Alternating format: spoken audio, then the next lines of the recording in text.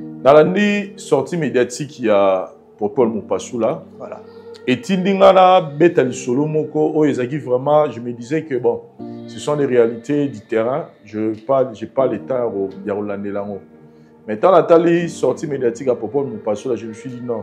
En tout cas, je dois en parler. Moi, c'est que je leur demande. Bah, j'ai l'occasion de chiter à Star na biso yo. Les lois de ça la fierté à Afrique mobimba la monde. Ça va papa kofinga su batute eza mabe. Soba na bino na zuko ti lelo ko misa calendrier te. Ah moninga noté. Ape moninga musicien wa tinga été. Aujourd'hui, la communauté congolaise est nourrie par des bêtises, par des sottises, par Maramoro et Zangatina. Moi, je donnerai l'exemple. Il y a un garçon qui personnellement m'a marqué. Il s'appelle Petit Fali.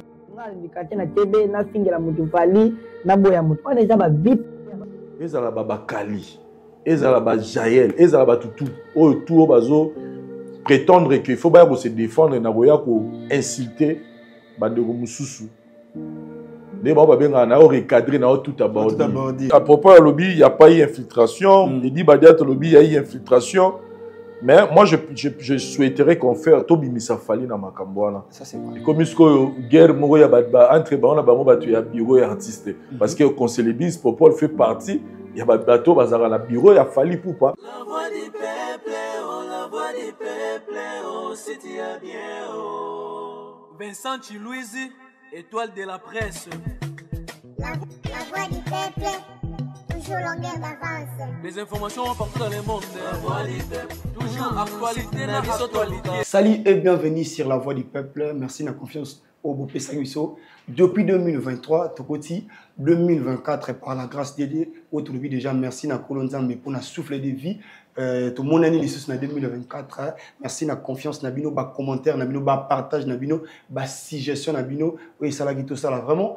Moussala. Kitoko, merci aussi. Nabato tout bas soutenir moralement, physiquement, spirituellement, financièrement. Merci. Nabino, Naza vraiment représenté tribunal à Mokonalelo, et sa première tribunal pour l'année 2024. Je crois déjà, année en mois bandi qui pour Makamoro Babeda et Zali, donc Nazanga Mokote, je suis là avec Vincent, Chilouise, citoyen du Selna, Bango vraiment tout le là. C'est tout les actualités, merveille, bonne année Vincent Chilouise. Bonne année Alvin Lutumba, bonne année citoyen du ciel, bonne année na Baboninion sur la voie du peuple. Donc Netolobi, toujours tina ba énergie positive, paix, santé, richesse, progéniture, dans Makambutu, prospérité et capter Baboninion sur la voie du peuple. Et puis na bindoko yo to vania na bandolanga ba côté technique bazar. Voilà, merci beaucoup. Citoyen du ciel, merveille, bonne année. Bonne année Alvin Mutumba, bonne année na Vincent Tulis, une équipe La Voix du Peuple, Château Kolo, Gilva et puis Daryl. Na bonne année na Paro Sesao, na Mboka Dubaï. Bonne année na Balandignon so au Baolanda Bisso Siko. Voilà, merci beaucoup. Bonne année na bateginicien na Bisso Nyonso vraiment au Basaki Moussala Kasi pour l'année 2023 et qui vraiment année Oyo, la réalisation qui est tellement ébélée ensemble dans Bango, tout bouli vraiment pour nous réaliser pour nous un message, une information.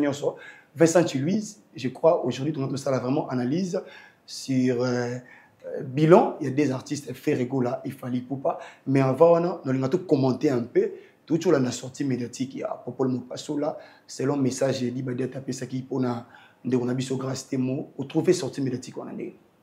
Dans ce cas, Daryl Diwanthe, ça a chapé na caméra, na monana, na zopena pour m'amener le bas, c'est important. Dans l'année sortie médiatique, il y a Popol Mopassou là. Voilà. Et Tindingana, Betali Solomoko, vraiment, je me disais que bon, ce sont les réalités du terrain. Je n'ai pas le temps de Rolande Lango. Mais quand la sortie médiatique à Popol Mopassou là, je me suis dit non. En tout cas, je dois en parler. Batubata na chaîne on a concert à Fali qui a fait plus de 200 et quelques mille vies. Je fais les lives directs en Nasagi direct et na évité ceux dans la moto na batuto na minimiser bandeko na ba depuis Kinshasa na minimiser bandeko na oyoyo basaki ba yo savait musa mona ngate mais total ata résultat il y a atteint un nombre de vies après le concert j'ai fait l'émission le lendemain.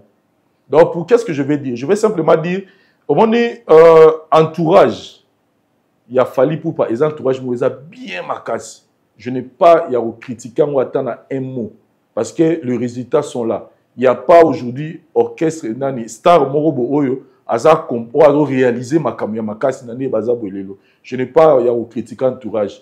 Mais ne baloba, kanali, kamunion, il faut qu'il y ait un peu, hein, qu'il y ait un peu, ceux qui m'ont envoyé qui est bien ou qui est bien, qui est bien. Ok, ben l'homme super goya boy et qui tibino.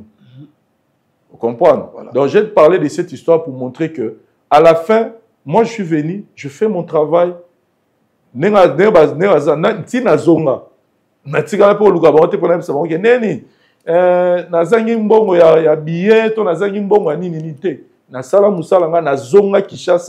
continué à faire mon travail.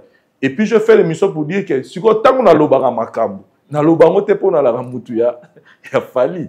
Je le dis parce que c'est vrai, na yaki na mondi qui fali. J'ai même contredit Jazz Kavoul. Voilà. Pour dire que Jazz, au Kosagi Batu, quand on a dit que fali a obéi ta configuration à 20 000 places, on a la côte na mondi et ça 40 000 places. Il y a Bissarasko qui naît dérangé et dérangé. Cause la naître na lobby et dérangé. M'a fallu parce que moi je suis venu, j'ai dit la vérité, j'ai dit ce que je vis. Donc quelque part, moi je pense que il faut pas me grimper que gérer moi ma caméra parce que même tout ce que moi personnellement, je donne mon point de vue. Grâce, je ne sais pas ce qu'elle a fait. Je ne sais pas ce que Grâce moi fait, mais oui, fali pour parler là, azana fanatique yakosarana. Fali azana fanatique actif. Parce que ça va doucement ba fanatique ba passif. Ah, kinga na seli wa mutolinga ye mingi mais fali pour pas makamne batu bako. Talagaga message a dit badiata réaction nango et pas ba warrior. Faut ta sko nenini, bota neni bupe parce que bango bayaka. Tant que hors de pesami kata et sogi nini bako ya mabe. To supposer à dans moi na moi si que mutumoro boyepe parce que quand vous avez des fanatiques bato ba fanatique ba format bato nyos ya bato ba intellectuel ya bato maboma ya bato mutu suba ko mona pe grâce bo betier na nzela surtout à marambo to yoka ki wana bi make je ne confirme pas mais mutu so yoki ka ke tela kuto linga sala fali boye obi mutu so ko mona pe grâce na nzela betier pe grâce pa kufi. Après, tu as fait ton appétant sur un peu bon parce que si le lopet aux là, bodio ya fi wana lo barake, ba so na leader moto, yo rappelle no bodio motin. To zela kana no dio ngo ba lo barake, fi mo bo soki Nathalie, soki alobaki, ayoki voix ya star ya leader mo bo to zela ngo pe to monde ba vidéo bazala. To monde ngo pe ba a confirmer que ça na bodio. To monde ngo pété. Moi je ne dis pas que Marambo et Bima kana eza lokuta, mais je dis comment on a exposé la fille. Voilà. Et tout supposé que Zagi Lokuta. Donc, na bandeko bazana fali, bazana fali, ils font bien leur travail, mais ça non moins ngele muké. Ça là vraiment moins ngele muké. Vincent tu lui Olimbisanga, n'a pas qu'on continue idée nao. Mais par rapport à aujourd'hui, c'est comme si fali pour pas a commis ya batu moroboy. Aujourd'hui, au compagnie artiste fali pour pas sur le blanc artiste msus. Il doit no mon monde ni. Vincent Louis dans le rôle de la faire le rôle de la Kofi Olomide ou les musique ya mboka na biso culture. Moi personnellement je pense parce que au monde ngala intellectuel. Voilà. Je sais lire et observer, lire et puis interpréter likambo. So tali fali dans la besoin vraiment sauter. Je comprends aujourd'hui que ils ont la bateau trouver intérêt na bango. Totsika comme ça fallait comme même fallait na ba terrain moko ils ont important. Je l'ai suivi na émission moi do ba bino ba warrior ba to même la biso batouana. Mutuna mutu en fait mutuna mutu tsara musala na ye. On est journaliste, on est chroniqueur, moi je suis pas warrior, je l'ai dit tongo midi pourquoi. Je suis vrai. C'est-à-dire que so tuninga sikoya makambo fallait zo sala na luba yango mais cela ne fait pas de moi un warrior. Voilà, je suis juste vrai. Ce qui n'a moni faire à Betty Stade na l'équipe bien na na TV na ba faire concert les ayi manza ezaki lokote donc na luba vérité a fallu je peux faire aussi un constat pour la faire comme pour Inosbi, comme pour tout le monde. Ça, c'est vrai. Mais cela ne veut pas dire que beaucoup de Sabatumoro bonirait que Bango Awate. Maintenant, la posé que son mouton Awate. Naye, Bomoninga la seule émission a fini Fali. Bomoninga la seule émission on a attaqué Fali. Au contraire, je suis venu, je fais mon boulot sans déranger les gens pour nous benga. Na la wapi. Bopianga na ndukelo ka kolia. Boso melange lamba. Je n'ai pas fait ça. Sur la salle on mutumora les la télévision là-bas. Voilà. Tu comprends? Moi, c'est que je leur demande. Bah, à l'occasion de chititer à Star Nabiso yo. Les lois de ça la fierté à Afrique mobimba la monde. Voilà. Aujourd'hui, nous on est fiers d'avoir un Fali Poupa au Congo. Le lot David a roté de ma barre, na boy au téléma, saka au téléma, to bang à bamote. Parce que tu dis que Fali Poupa la biso pas ça. On ne pas y avoir perturbé pe mamakamu. Bota la base de production Fali, né bataille bozo concert il y a Barnaboy, il y a Paris la Défense. Vous comparez la concert il y a Fali, il y a Paris la Défense. Vous comprenez que nous avons un Fali dans ces pays. Et nous, on n'a pas besoin qu'on rabaisse cette star au lelo Mokili Mobimba. Tout le monde parle de lui en bien. Oyo bato ba yebi ma musique bazo respecter. Toi nous mena ba terrain moroboy. Oh chroniqueur il y a la ceux qui kata chroniqueuse ceux qui nini oh kuna to lingia wate parce que y a un être. Tout ça, ce sont des débats où moi je trouve qu'à un moment donné, il faut vraiment arrêter. Voilà, Vincent Louise, tout sur la vérité. Le loyo batutu ba yebi message ya edi badiata, selon l'analyse basali, ils a directement message où tu pas fallu pour pas parce que tout le monde a même sur ba musicien, ba pexi ba émission, edi badiata m'taka un message. Na yebité, c'est que fallait pour pas même taper un message mabé parce que dans l'andi, c'est comme si contradiction dans le message. Infiltration, na moni popol mo passo la yobi ezaki ezana ngo bongo te tout ça. Koto wana bato ba ko trouver un peu moins louche. Bon, on na ba détail à Kati, moi je me réserve ya Oloba qui a raison, qui a tort. Voilà. Popol a lobby, il y a pas eu infiltration, il dit Badiat lobby il y a eu infiltration. Mais moi je souhaiterais qu'on fasse Tobi Misa Fali na Makambwana. Ça c'est vrai. Et comme isko guerre mo ya entre ba on a ba mo batu ya bureau et artiste parce que conseil bis Popol fait partie il y a bateau bazara la bureau il a Fali Poupa. Il a aussi une influence parce qu'on a appris que pour même grâce à que des potos c'est Popol qui a pesé n'engue to yo kaki donc déjà Popol a remis ko peser déjà pour bazwa mutu ba même na poto c'est que aza membre mo influent na pas na victime. Donc serait commis déjà que Popol a lobby X nani edi badat lobby Y c'est-à-dire to bimisa Fali na makambwana. Déjà je te dis que déjà mutu na mutu fallait gérer bango nyonso. Mais il y a aussi des quoi qui je me souviens qu'il y a un moment entre Nati Lokole pena na ceux qui na bosanité na boduka pe période mon dirait zarapé mais bazalara wana pe mena Fali. Donc pour dire que moi je dirais que tout le baté que Fali mutu Fali peut juste constater ni ne leka ateza boza bon directeur ça musa gérant so le directeur a gérant on a reposté grâce témoin. Parce que moi, je l'ai dit, je ne sais pas confirmer Mamboyo, Baloba qui serait vrai, serait faux. Voilà. Mais sauf que, Oyo Balaga qui ne sont pas filles ou un qui audio n'a de dire que Arobi Misabo audio, n'a pas vidéo, Tissiko, tous et là, tout le monde est en côté. Donc, peut-être après, ils ont compris que les acquis des marches, mais on a dit que mon ami. Parce que peut-être on va encourager. On va encourager grâce à monter parce que dans le lobby, là, on a bien. On a encouragé grâce à monter. Parce qu'il y a yebi fonté. Ok, ça c'est vrai. Vous comprenez? Mais dans le niveau il y a star, to supposer que nenge, ça dit to supposer que nenge ba ficha qui grâce. Ok. Et que un warrior moro il y a wesh à coquiter à récupérer grâce ou à bêter l'eau grâce à quoi il y a koufi. Donc on devait d'abord la protéger parce qu'il y a tiré famille musika à emboka moro boy. Peut-être interdit na nenge moro boy. Il y en a le but, c'est-à-dire quoi? Baye baka ko gérer artiste na biso. Et puis tension à ba fan. Tension pe à ba fanatique. Voilà. Vous comprenez? Ça, et puis vrai. batika ko salonirer que il faut ozala nenge moko bo oyo bango balingi pour ozala na accès pemeni na bango. Voilà. On a pris cet exemple là. C'est-à-dire que moi je suis venu na nga te na osenga tonité. Na sa boulot na ah et là neni parce que à la fin j'ai appris même que bango mo pe ba badge on peut ba pesa bango ngote. Bango moko pe yana chroniqueur moko te azwaka badge jour voilà. Merci à beaucoup. la fin et comment il bango ba yaki pe ba koti comme tout le monde. Voilà. Vous comprenez donc pour dire que c'est pas important et le bon nga ba no sala wana donc ba protéger image artiste la biso autres zo mona lelo il réalise des choses oyoyo ils ont mérité te ba sujet moko. Voilà, personnellement mais j'encourage ba ndonga o bazakuna le Mumbaya tout ça et les Valdi tout le monde Alexis Wechi tout le monde bazakuna ba ça boulot la bango correct.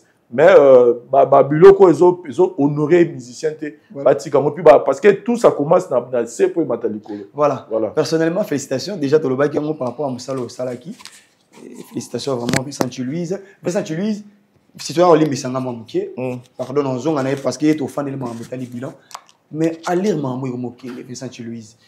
Oh personnellement et puis te bilé bazar déranger ben si t'es commis si na ba famille na basi artiste na la ni même Alexis oyo na yebité so bato ba jongo ndeni mais ngana mono mabi olobaki na bendi Koffi Olomide Matoyi Koffi Olomide légende papa na yebité ba popo wana soki et déranger pe batebi mais ngana trouva vraiment bien tepi bande ko pe na ngambu ya Koffi Olomide ko tsana na ketchup na ba makambo oya musique Vincent Louise o komona makambo ndengeni oyebi nga eloko mosala nga pasi na mboka na biso RDC la communauté na biso ya Congo eza niveau to komi baninga réseaux sociaux bazo saela ngo lukela moi ba mususu ne na ba ya des gens qui sont devenus des millionnaires quand pour na réseaux sociaux depuis limi ya na bi moi za Nigeria na gena bouloté ye boulot neza bureau neza mbetu na ye matériel neza ordinateur a millionnaire siko voilà elle a tekaka biloko à partir à internet lelo bato belé ba osala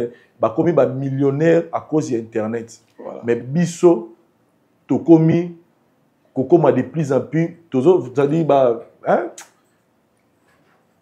donc to kitap c'est-à-dire il y a qu'une minorité de gens qui aujourd'hui réfléchissent en tout cas botingala bonimisala lo babongo on est devenu tellement terre à terre que vous n'avez pas idée.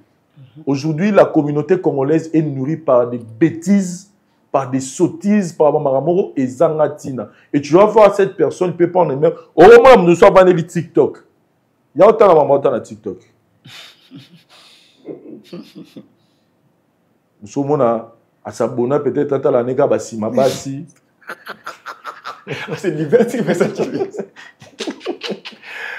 c'est liberté. Quand tu as la live, il y a des Congolais. Il y a des live, si tu as dit ça, il y a mieux placé au copain. Voilà. Ça donne moi maintenant live, moi, je vais journée mobile. Mais que y a sujet. Donc, c'est-à-dire, tu as un niveau moi, personnellement, si tu continues dans 5 ans, les Congolais, tu as et puis, les réseaux sociaux, et faire développer le pays, mais les réseaux sociaux et détruire ce Congo. Mon réseaux sociaux et détruire Congo. Parce que je m'imagine, dans la antenne A, dans la Raga, dans la Canal Kin, dans la TKM, dans la Congo Web. Non, imaginez ce que Moutouma va rouler dans la chaîne à Boumaya Nina Bandofinga. Yo, ya maman na yo. Yo, ya tata na yo. Yo, tadi kosi. Non, imaginez ce que. Et là, on va rouler dans la Nina ba. Dans la RTGA. Donc, j'ai compris que, c'est-à-dire, les réseaux sociaux, on les aide le Congo et ils détruisent ce Congo. Voilà. À tel point que les gens sont devenus tellement avec l'invité sur les animaux pépénines. Ce que ça, Satan, non, il va péter. Sincèrement, je vous dis.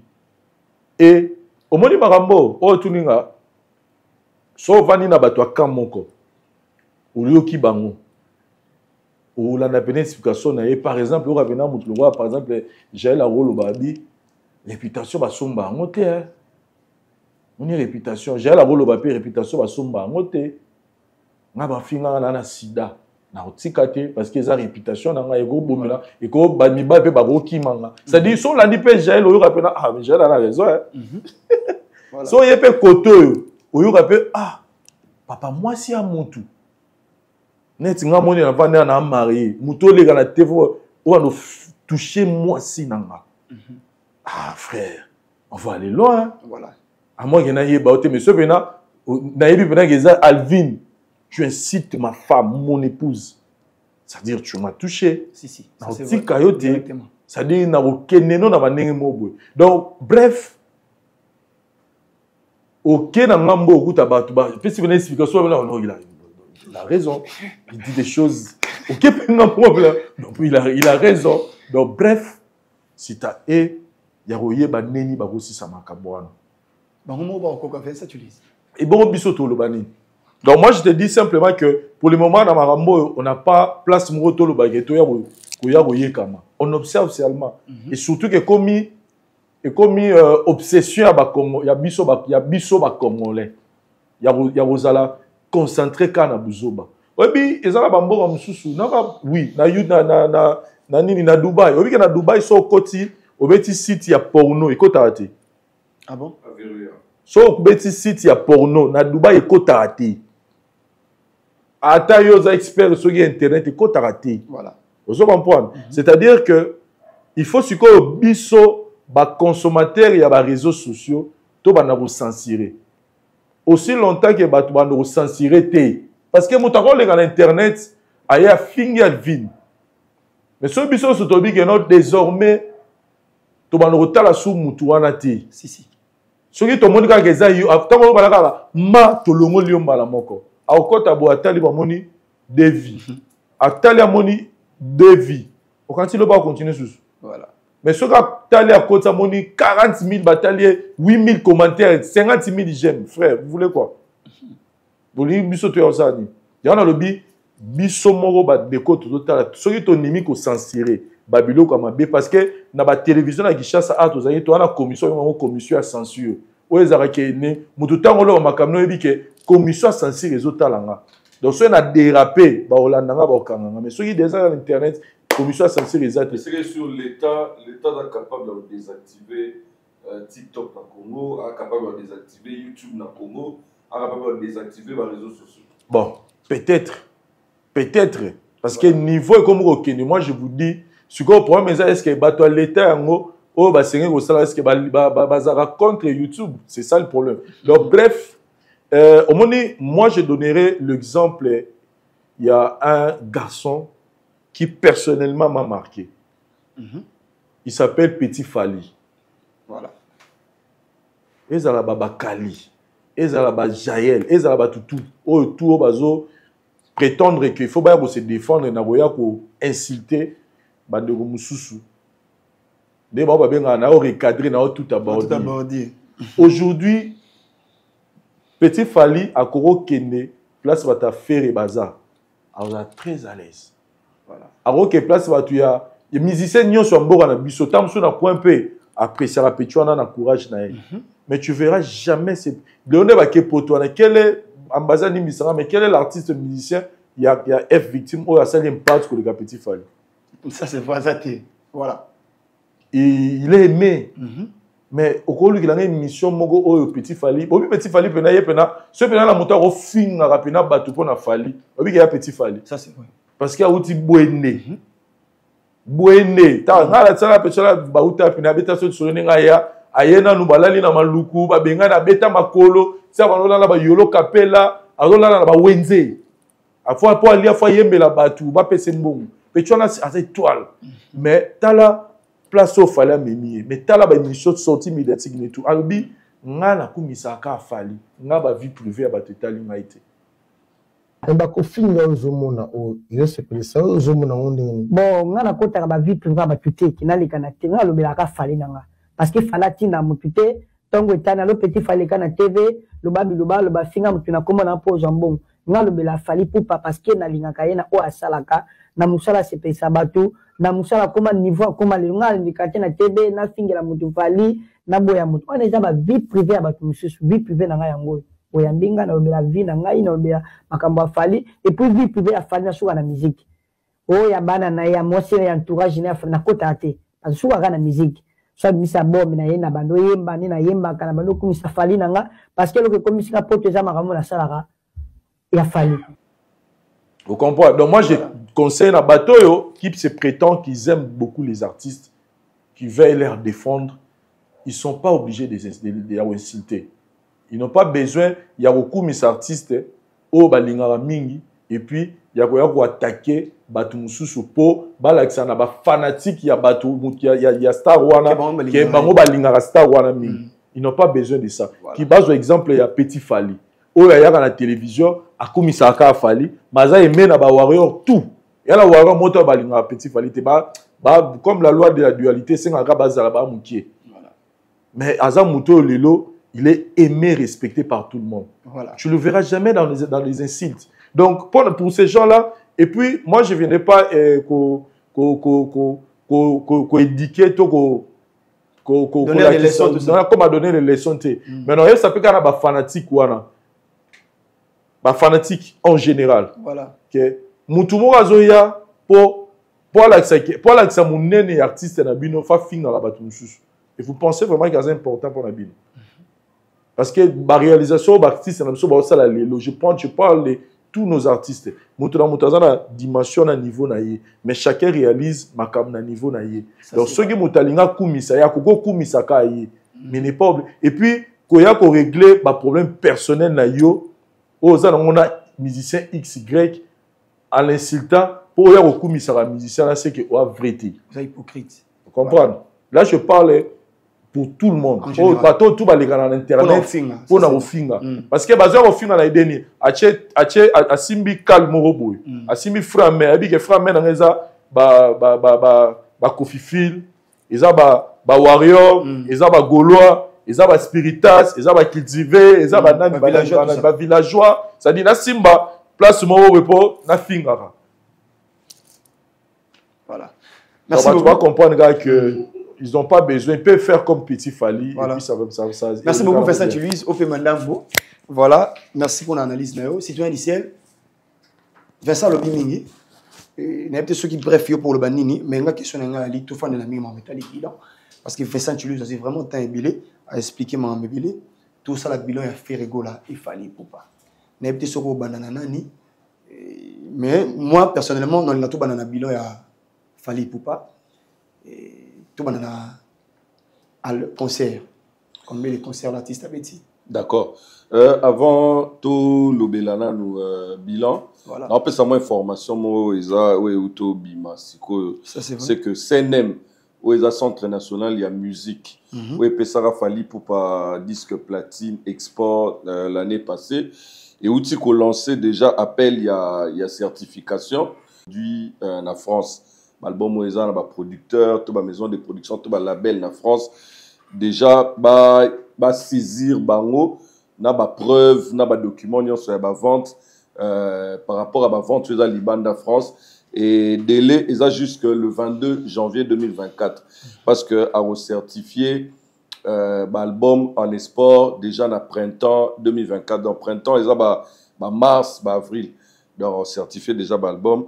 Donc, l'album n'a biso et belé a concerné, Formule 7, Dynasty et tout par rapport à la vente.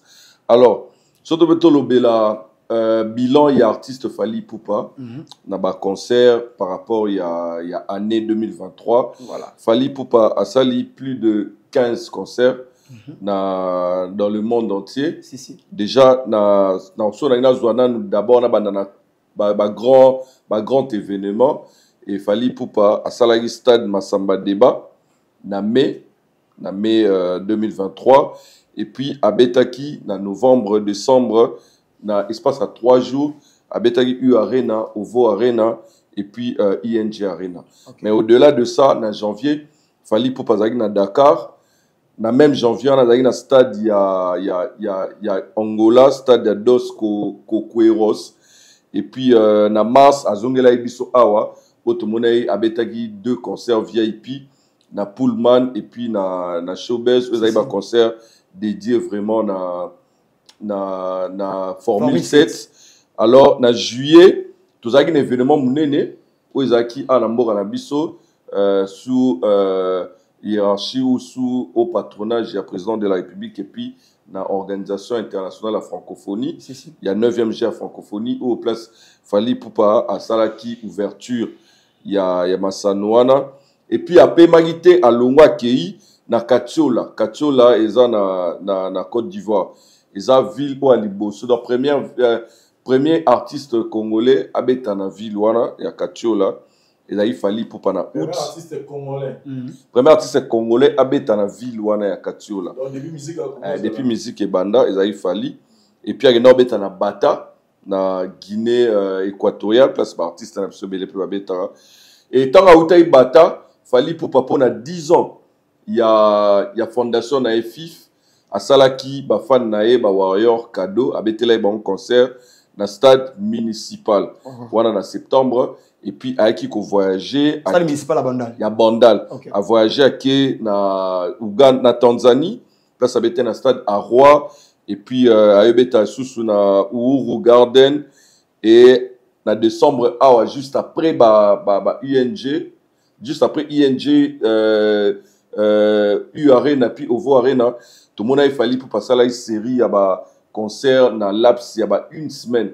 Abeta un concert ébélé, on a mis tout qui mais comment il fait pour abeta un avion accueilli et tout.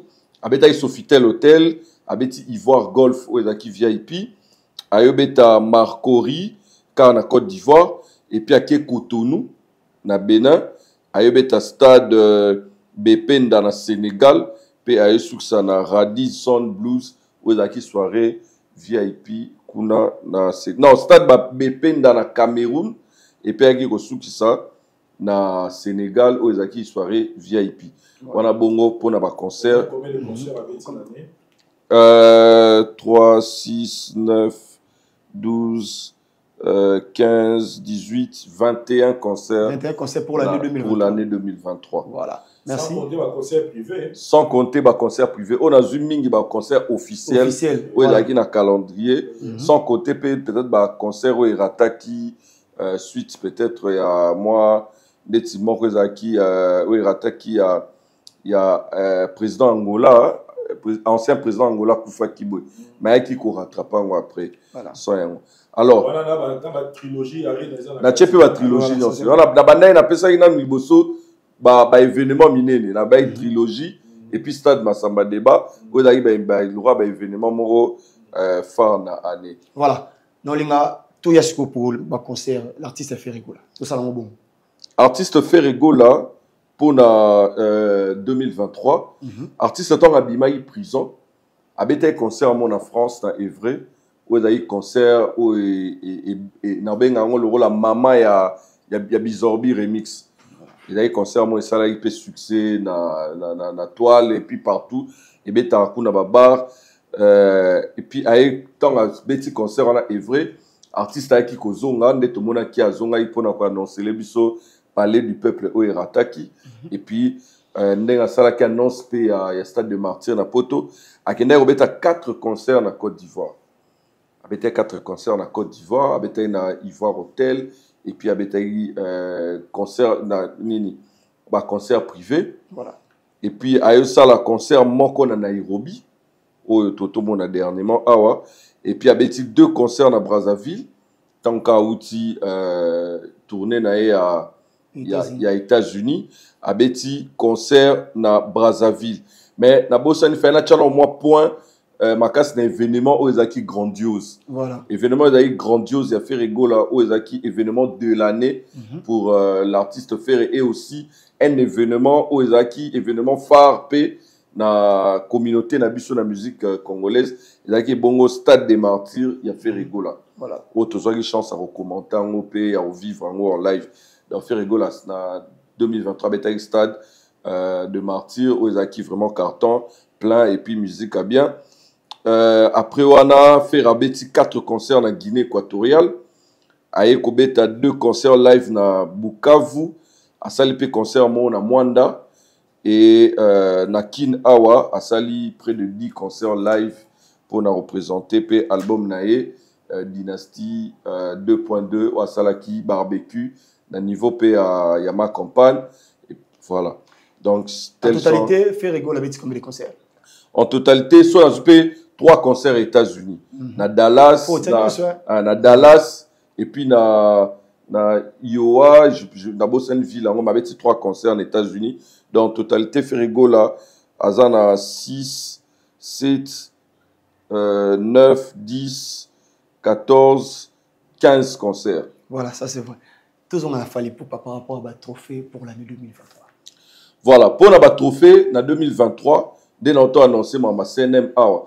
Déjà en mai 2023, Fally Ipupa Azwaki disque d'or et disque platine export, ce qui est une première pour la musique congolaise. C'était vraiment une première. Et dans la même période où on a Fally Ipupa Aiki Kozwa, trophée exceptionnel dans la cérémonie à Le Flamme. Le Flamme OESA, trophée, cérémonie OESA qui gratifié, qui mettre l'honneur la culture urbaine dans le niveau de la France. Et Fally Ipupa Azwa un trophée exceptionnel pour ensemble la carrière nae. Et puis Fally Ipupa Aiko Kende Bongo na Afrima na États-Unis et Sika puis Azwaki deux trophées majeurs. Tout le monde a peine de Gonabiso, Maestro Fabregas, Amagi meilleur artiste francophone. Fally Ipupa Kuna Azwaki trophée à live, il y a life, Azwaki trophée à lifetime achievement, lifetime achievement, Telaxi, trophée pour ensemble la carrière nae. Les autres ressemblaient quand on a trophée au Azwaki dans les flammes et pas Magi meilleur artiste francophone, même meilleur artiste francophone. Et puis Fally Ipupa na Trace Music Awards où ça m'a na Rwanda awa abimaki Azwaki meilleur live performance où ezaki par rapport à concert na ya Stade des Martyrs.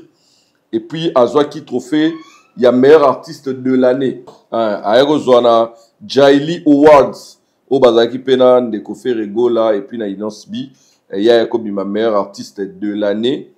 Et puis East African Art Entertainment et Sikawa puis bazaki na Kofi Olomide na Ferregola. Mais Fally Ipupa Azaki le seul où Azwaki trophée. Il y a meilleure performance live et puis il y a meilleure chanson de l'année où Azaki Bongo bloqué. Voilà. Et voilà, c'est tout pour. L'artiste a eu combien de trophées pour l'année 2023? L'artiste pour 2023, son ami a calculé, son a disque platine. Azana 1, 2, 3, 4, 5, 6, 7, 8, 9. Azana 12 trophées. 12 trophées. 12 trophées. Voilà, félicitations. À moins que ceux qui sont là, Tobosani, voilà, ça c'est vrai. Félicitations à l'artiste. Tout voilà. Parce qu'on a un trophée pour Ferregola. Ferregola, ma trophée nae a maki meilleure chanson. Na il y a Bizorbi, na Shining Awards aux en Afrique du Sud.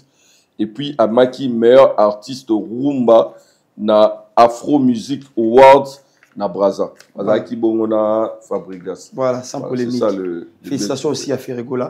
Par rapport à l'album, pour des artistes, au 500 par rapport à l'album est bien. À la seule différence, c'est que Formule 7 est l'album Oyo et Bimaki la fin 2022. Voilà. Et puis Ferrego, la dynastie, et Otobima à peine, je crois, un mois. Mais surtout tout ça, chiffre, on a récolté les Lomingi dans à Boomplay. Okay. Parce que la fois dernière, tu peux ça qui y a Spotify. Formule 7, c'est Boomplay actuellement. What tu as dans la vente? Dans la vente, dans le streaming. Ils ont régorgé plus de 111 millions de streams. Plus de 111 millions de streams dans Boomplay. Et puis Dynasty 2, où il a Awa à ses jours depuis une semaine passée. Et comme il a 25 500 000 streams dans Boomplay. Voilà. Donc, félicitations à l'artiste Nabiso Mibale. Voilà. Merci beaucoup. Citoyen d'Issel, par rapport à la performance de l'artiste Fally Ipupa pour l'année 2023. En tout cas, il n'y a rien à dire. Il n'y a rien à dire parce que Fally Ipupa, c'est l'artiste le plus oiseau tourné ma casse Nambo Nabiso. En tout cas, pour souffrir kaka yaoluba que artiste depuis peut-être tout le monde depuis nga la bande de la musique na moina artiste au azana régularité na scène. Tu vois, c'est-à-dire toutes les années azaka na ba grand concert au moins chaque mois parce que biso to mesana ipe mingi na Congo ezaki mingi que artiste ba beta na bango ben tout mingi na Congo et puis so ba bimi ba na moi 2-3 grands concerts mon boy na ba salle mythique né zaï kala au mona JB à Betty Bercy sur Betty Bercy bongo et puis à Romo Betané na ba salle amitié. Mais Fally Ipupa tu vois que as artiste wala prolifique azo a otambo la zo beta. Moi je n'en bois que les gars fleurs. N'en bois que les fleurs parce que azo réalisé au fait. Moi, je dirais 2023, Eza Lokola, pour moi, c'est la meilleure année de l'artiste Fally Ipupa. En termes de prestations, en termes de concerts, en termes de tournées. Et bravo à lui. Voilà, merci beaucoup pour l'artiste Ferrigo. Performance naïe. Oui, ouais, vraiment, artiste Ferrigo, le loro aliboso, o nga na ocha CT, et satisfaire nga na cheye, o na obete lango CT, c'est que 2022, l'artiste a eu une situation moins passe. Il faut que les gens le sachent, a eu une prison, ça passe. Maintenant, à Bimaki, a betela biso concert mon a œuvré oyo et tambolaki. Voilà. Concert en Etambola, on a vu même Botaki, Bizorbi, volume 2. Et la chose qui est venue sucrer encore, toute la chose qui sucre actuellement, 2023, il y a Ferrigo là, photo le baron net, c'est le stade des Martyrs. Okay. Le stade des Martyrs de Ferrigo là, où ils ont qui top. Malgré la difficulté à goûter un angle au père d'Endekonae. Voilà, malgré la perte d'Endekonae, mais moi, en tout cas, 2023, à Ferrigo là, s'il faut que là, résumant, je dirais, bravo à l'artiste par rapport à la performance qu'il a donnée au niveau, il y a Stade des Martyrs. Au détriment, il y a un problème nyonso au Yazaïno. Voilà. Merci beaucoup, Citoyen Dissel. Vincent Louise, Citoyen Dissel, Vincent, tu remets ses micros. Ah, okay. Voilà. Vincent Louise, par rapport à bilan au Citoyen Dissel à Sali, il a été sur commentaire. Non, moi, je félicite nos artistes qui font chacun un autre luba. Il faut tout comprendre que Moutoulan Moutou a aussi la makambu selon la potentialité naïe. Zala bateau ba okoma na ba niveau mo ba msuve la place au Moutoulan Moutou azokoma na niveau naïe to féliciter yé. Voilà. Donc tu dis que oyo azaboye parce que le lot le beli alobeli falina faire et l'objet de le héritier na. Mais c'est que moi je déplore seulement les alliés polémiques et musique qui a l'élo par rapport à notre autour à bilan boye.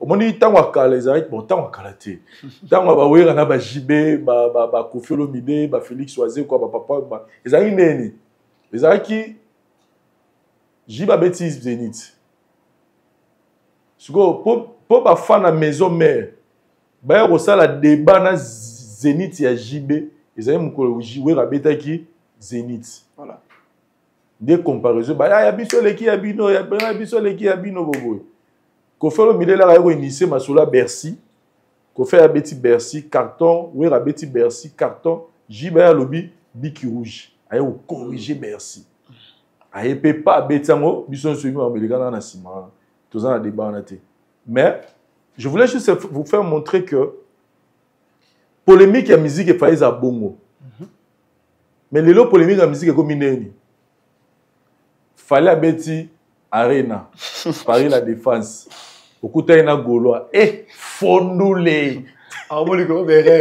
fondule bandula et l'équipe ou pépé musique voilà conseil la beti la musique spectacle les athées ça dit Gaulois va niko boya Arena ya Fally ti na suka ça dit ce faire sali likambu ateza kitoko ndenge nini so kutana wareo a démontrer yo nini et là voilà faire eza mabe et puis on démontrer na argument moko sensible que argument eza solide vous comprenez donc dans ça la recherche à échec à mutu mais so regarde par exemple concert balobi na batuke par exemple concert à Fally balobi que Arena Fally et l'équipe et comme sans événement mais na omona na ba mariage batu bena ba koti ba osala spectacle il y a concert il y a Fally et le roi ya sexy ti le roi bina kanga yeso kini that's what bino Fally osala maboko boy ça dit comme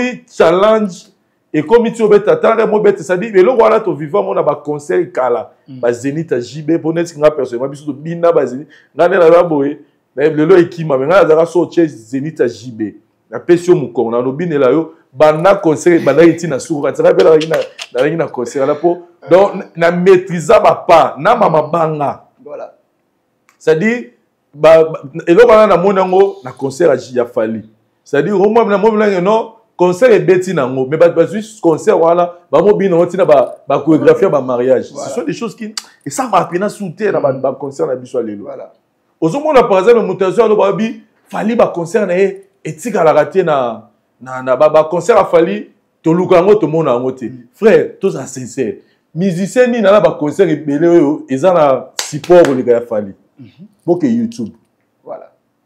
boke na YouTube beta fali pour pas concert beta sko mi ba nabi na cheba ekulu tout te ba wera te ba jidalo ba on a ba on bazabo qui a plus de concerts sur beti na internet et di mebele ko le gars fali na cheba tout défi ba inotala na YouTube ka wana. Voilà. Donc c'est-à-dire qu'est-ce que je veux dire? C'est-à-dire polémique à le commis fallait ramener nabi Bercy. C'est-à-dire polémique à le commis bo sala ngote mais bo boyango. Na répéter balobalanga. Polémique à le commis bo sala ka ngote. To bo sala ngote mais bo boyango. Alors que ngala on sait en 2024 ba fanatique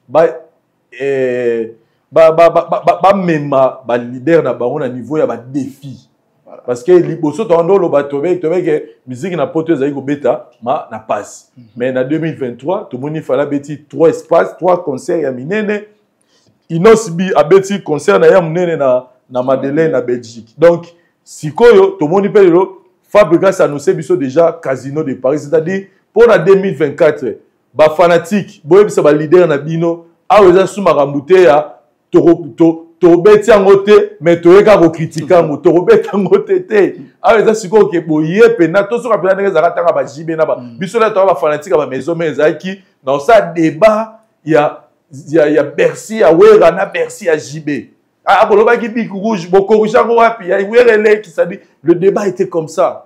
Ça dit bon la réalisation ba star na bino et non muninga mo beti kuna to leki 3 ans 4 ans bino ko beta ngote me boya ka ko boya mo je comprends donc cette fois-ci peut-être tu as besoin bango ba inciter ba nani ba leader na bango ke Zenith ya kuna Olympe za kuna U Arena eza kuna Wembley eza kuna ING Arena eza kuna ça dit ba saleza bokende bobeta comme ça biso ba fanatique to so ba matière ya kosala débat oleza la rara kingani ya beti biso to tikara to boya ngwa pour musique abo ko bibo moi peut-être singa par exemple je donne l'exemple limisanga je parle de You Arena par défense parce que ngala gina kati frère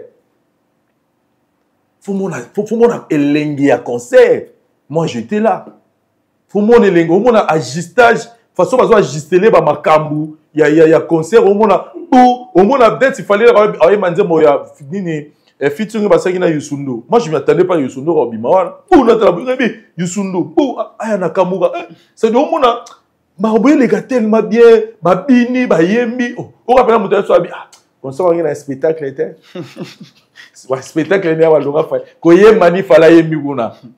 Ba faux concert on a bien invité mais tal là événement. So dinga mo na na kati na hotel ngabi. Oh mais ma meliki kitoko mais muto azoboya wana ayaki na concert wana te atana wala ba et puis liko ça dit musuku totalité musuka da yo ibongo ça demande to zaboy boni faire so azui le disque d'or certifié frère comment tu nous te ba relaxo pena ke eza coterie ba sangisa ki mbongo ba pesa ki famille mutu buka somba ke belé ça dit musique et en fait à force de ne pas réaliser des choses, les fanatiques, ming ya orchestre, ba diaboliser la réalisation.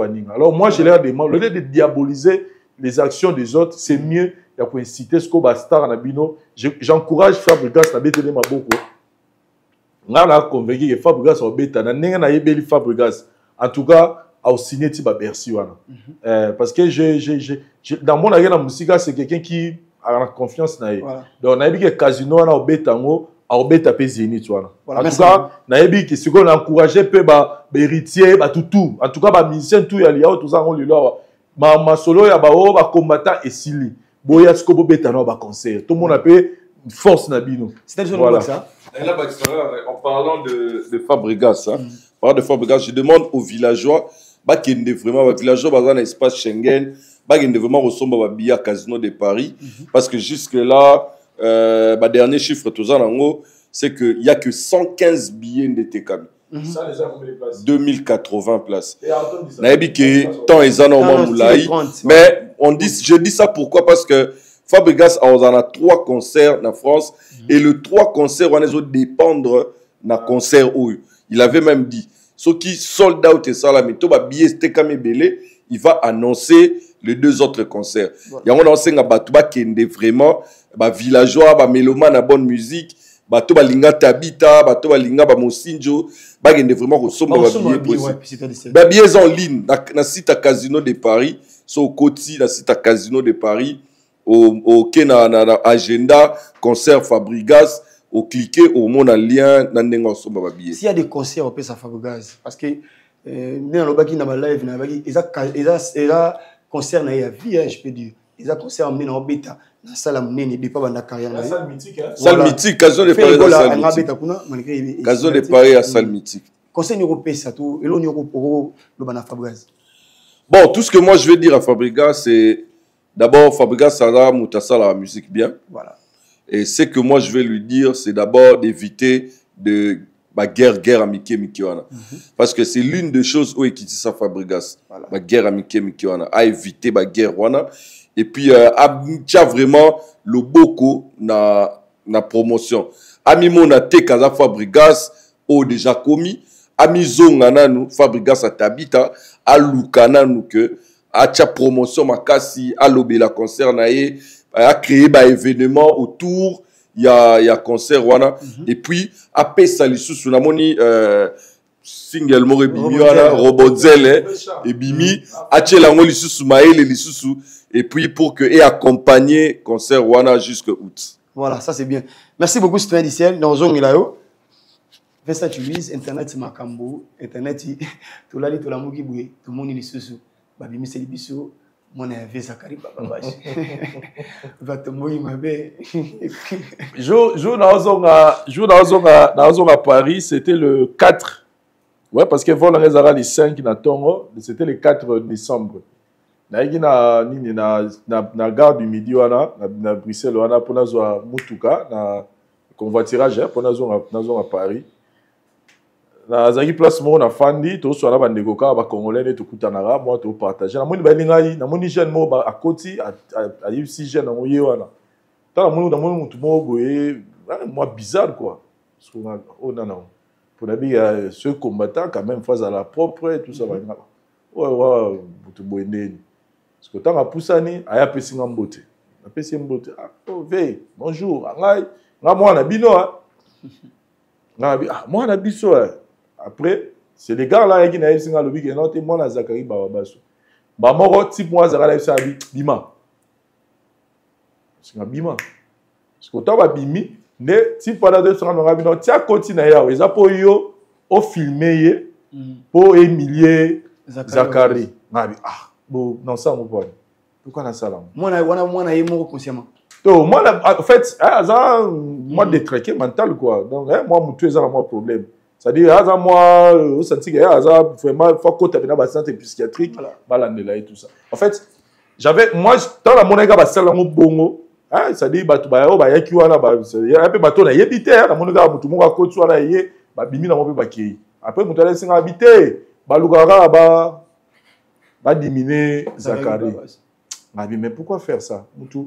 Je pense que, sauf mon parent a dit que okobo tabana niza mwana moko pas ya ba mingi na ba famille mingi ya rappel mwana moko boye so tali déjà mutabota mina poto ça dit Zakari ako abandonner mwana été donc ceux qui mutaromiti na niveau bon mutaromi na état dites-vous déjà que c'est que Zakari a tout fait a sali tout peut-être pour qu'à récupérer il paraît à l'ingarozo traitement tant qu'il a dit na poto ko forcer azo ya za mukolo déjà za mukolo donc ils ont un problème yaka je pense pas que place Zakari tant avant de cancer moi je pense pas que azarire hein peut-être moi na liboso tu as mis balé na habité mais mutunyo sotala moi mobali bongo binga bongo peut-être Zakari tant moi na bota maki il pensait peut-être maman miner les pour moi dans les logos moi n'enga se retrouver bon donc moi je me dis ce que ça parents au gros c'est moquer que na moi na pas soki à se retrouver dans bétana c'est vrai qu'il peut avoir des guerres dans la musique mais ngala loka tolo ba moi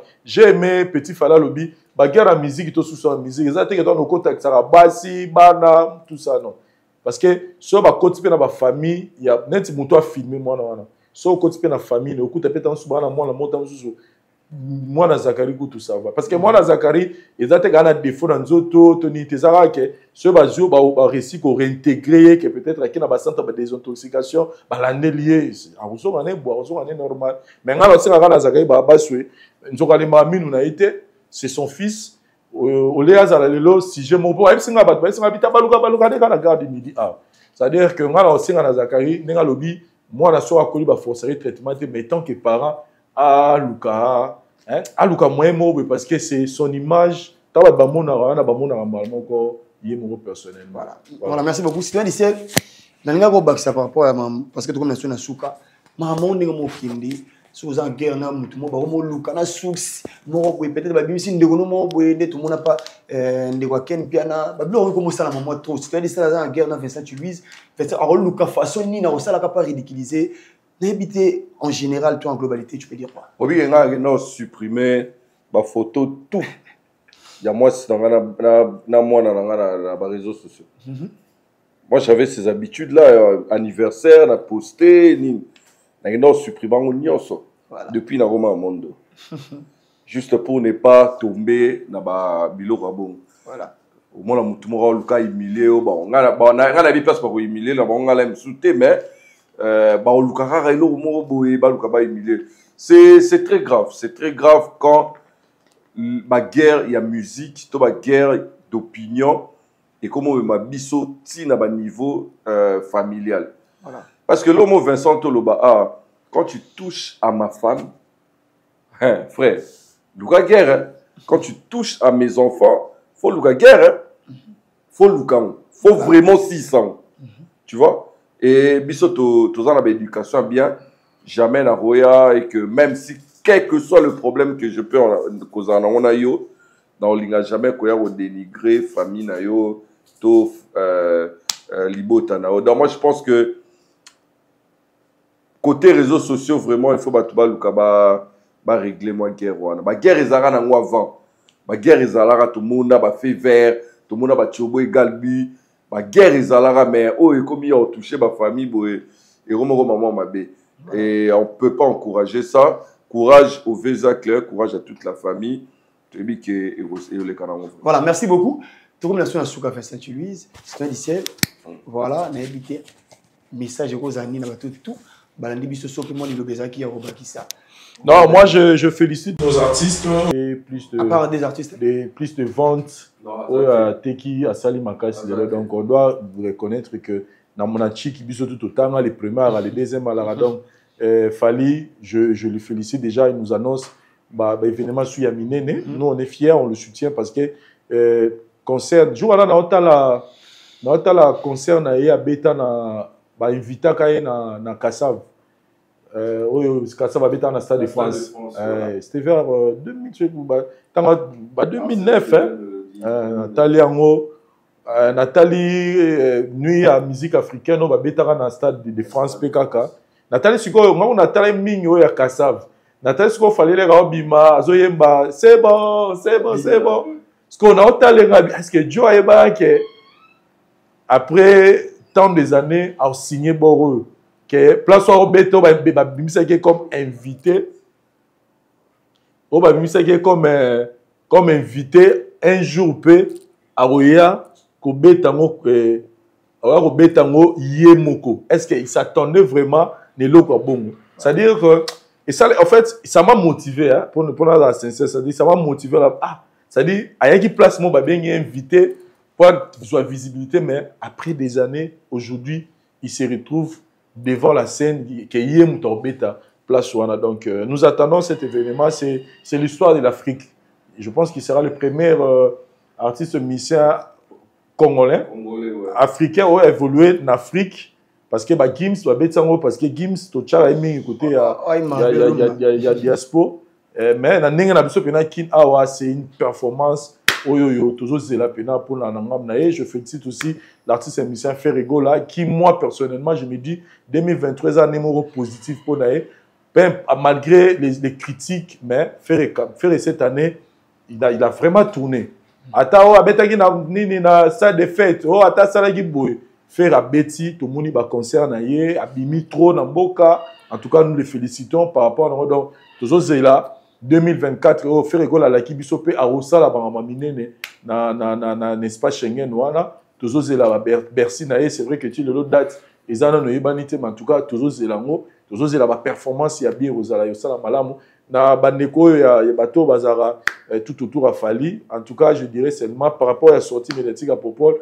bossa l'attention na baba musu bozo sala parce que bozo lukabo boke na pesa un exemple ya ngai d'accord se sentir peu lésé ngam na futi pe na bien na ngana yawa bazo banga yo ko ta groupe mais tellement la mental mo ngali kolo trop na banaliser kiango et puis na sai musala na ngana zongi mais mutu mususu engé le kate tu vois alors que moi alors que na bi que na za problème monter na artiste donc muté maizara hein faut yebara bara parce que niveau fallait commis bango pe faut ba kuma na niveau yebara ko gérer makambo courage na bande nyonso mais na lobby teke makambo ba lobaki ya grâce te muza lokuta na lobby ngote na za na confirmation mo te pena lobake eza lokuta te na yebi makambo na te mais juste ga ko yebara ko protéger makambo ko gérer avec beaucoup de sagesse et ça la bien voilà pas dédicace ça tu dis.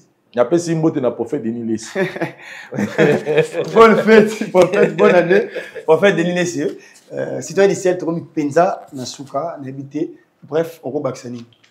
Bon, et là, on va César que félicitations à tous les artistes. Bimisa il projet na bango na 2023. Ba BTP ba concert na bango na 2023. Peut-être ba projet na bango et ke musikate. Je leur demande en 2024, beaucoup plus maël et la promotion, négligé pour ma projet Liboso. Et là, je profite d'enseigner à Vincent d'ailleurs en public parce que 2024, d'enseigner à Vincent, là, chaque mois, là, Awards Moroboata, top 10 Moroboé. Il y a des artistes en abisso sur le plan vente, sur le plan scène, proclamer vraiment qui a été le meilleur artiste du mois pour te conclure année en beauté. Mais pour moi, félicitations à Ferré, félicitations à Fali. Fali, c'est l'artiste d'ailleurs de l'année 2023. Et Ferré, pour moi, c'était vraiment un artiste où il avait besoin de notre accompagnement, surtout par rapport à ma problème où il est la famille. Mbote nangai, na Batunos Balandi Biso, As de Pique, Mbote na Ariel Kaitaba aux États-Unis, Mbote na Mani César, Mbote na Mannequin Nzambe, Mbote na Batunos Balinga Citoyen du Ciel. Abonnez-vous na Citoyen du Ciel Musique Télévision, ba projet Roya. Déjà, moi, studio comme Matamale, Malem. Donc, tout ça, Marabadia. Merci beaucoup, merci beaucoup. D'abord, tout. Bazo qui opportunité pe chance à la Nabiso tribunal à Mokonalelo ici merci na bonne année na baki na prophète Denis Less pourquoi pas aussi na réalisateur Nabiso Château Kolo réalisateur Nzambe David Dionté ça aussi pourquoi pas na Gilles Vazolandonga Parousia Esayo bonne année na yo merci aussi na bato tout parce que na Nabiso na moni bon le véritable et les seuls code mondial lui c'est Yawili Moucheni Maison Ephraim année Asika tout changer peu décor à parler ça tellement qui tourne ba papier à qualité ba matériel bien ba drap à kilo ba meuble na prix abordable référence à photo à pasteur Moïse Mbi et pas papa Eric Mukweso Masolo Kevin et Katumbaskoba papa na Daniel merci bola moleki tellement et belé na pesi mbote na Gladys depuis Bruxelles bonne année pourquoi pas aussi à Malette T Majestic depuis Londres pourquoi pas aussi à Ariel Kaiba et puis bandeko tout il y a TikTok petit nanga Azer le Tumba soza un poste iPhone à qualité tout nanga Azer le Tumba libomana iPhone merci aussi on a bossani prochainement to méga bosolango restez branchés sur la voix du peuple on se retrouve juste prochainement merci.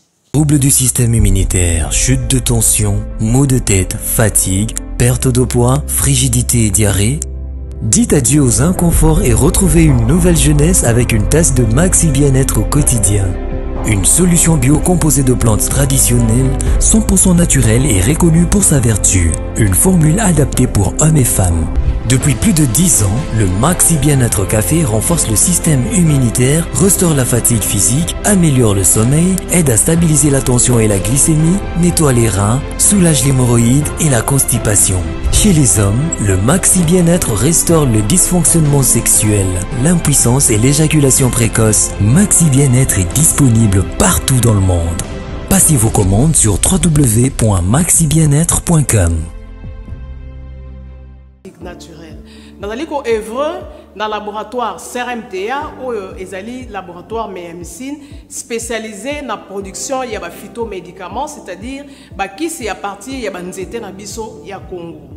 Qui c'est nyonso o bozomona awa na CRMTA et subir essai toxicologique et puis essai clinique ou ça la différence na biso na tradi parce que et subir quand même moi étude et belé et puis qui si on est dans la CRMTA ils allaient homologuer le ministère de la santé, c'est-à-dire ils ont l'autorisation il a mis sur le marché na niveau ya mboka et puis les bandes ya mboka qui si on peut produire na CRMTA et puis comme n'importe quel médecin partout à travers le monde.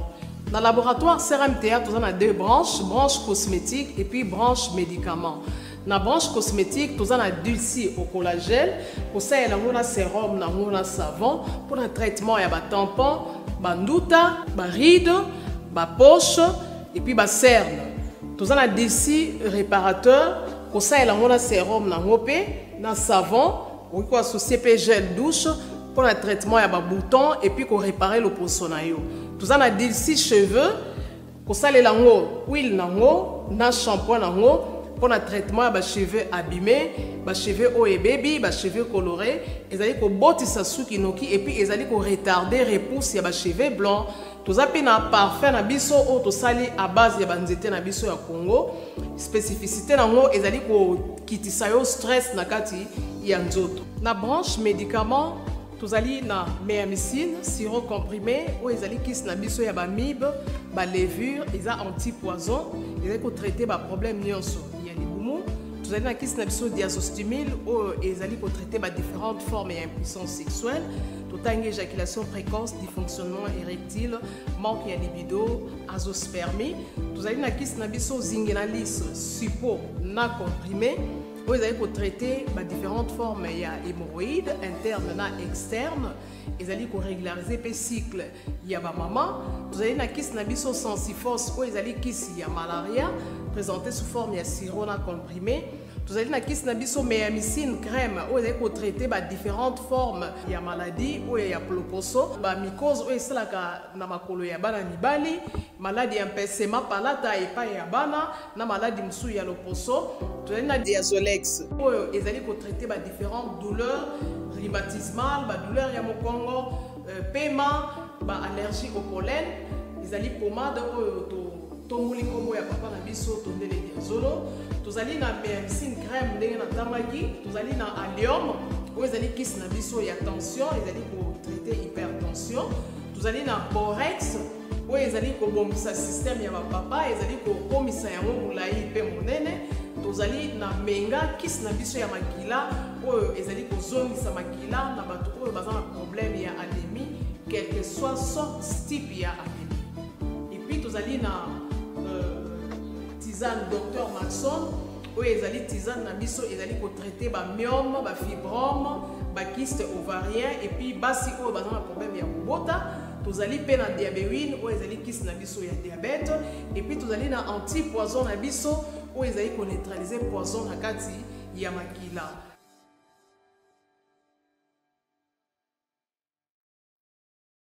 La voix du peuple, oh, la voix du peuple, oh, si tu as bien, oh. Vincent Chilouizi, étoile de la presse. La voix du peuple, toujours longueur d'avance. Les informations partout dans le monde. La voix du peuple, toujours actualité.